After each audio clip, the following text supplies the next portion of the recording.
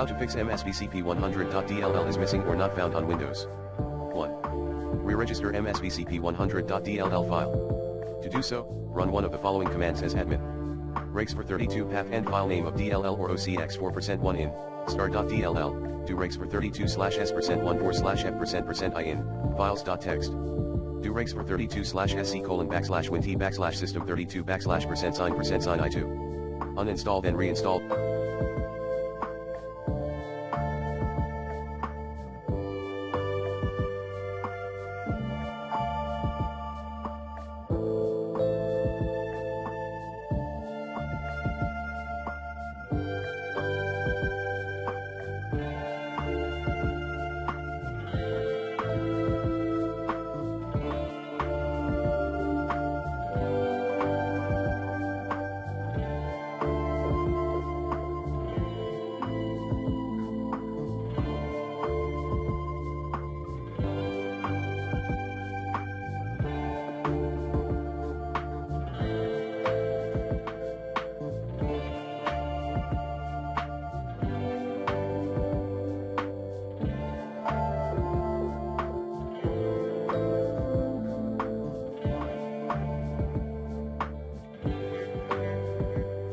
The affected program.